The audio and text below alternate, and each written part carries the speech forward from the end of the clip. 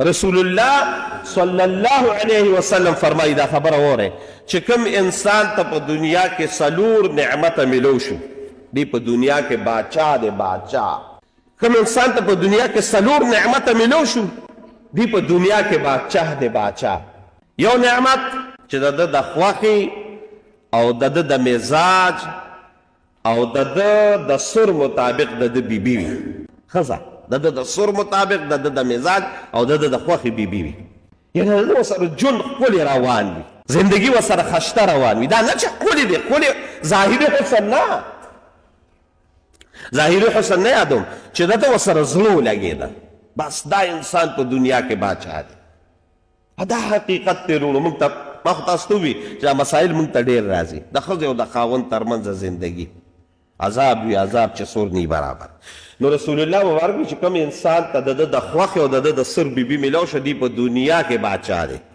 دویم نمبر رسول الله مبارک وي چې کوم انسان ته په خپل وطن کې، ما ته وګورئ، کوم انسان ته په خپل وطن کې او په خپل ځای کې، یعنې په خپل وطن کې رزق میلاو شو، رزق ورته میلاو شو، نوکري ورته میلاو شو، د ده یعنې د ده د معاشي زندګۍ هغه د ضرورتونه د ده په خپل وطن کې برابریږي، دا انسان په دنیا کې باچا دی. دا هم حقیقت دی.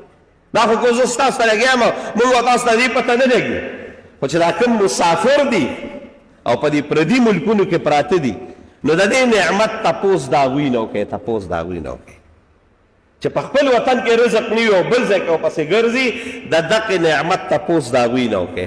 دغه سعودي کې چې پراته دي، په دې دوبۍ کې چې پراته دي او په دغې یورپي ملکونو کې پراته دي او په دغه شان په دې نورو ملیشیو وغیره کې پراته دي، د مسافرو زندګۍ تپوس وکړئ چې څنګه زندګي ده. د مسافرو به څه ژوند وي، خدای پاک دې په مسافرو رحم وکړي، قسم دی.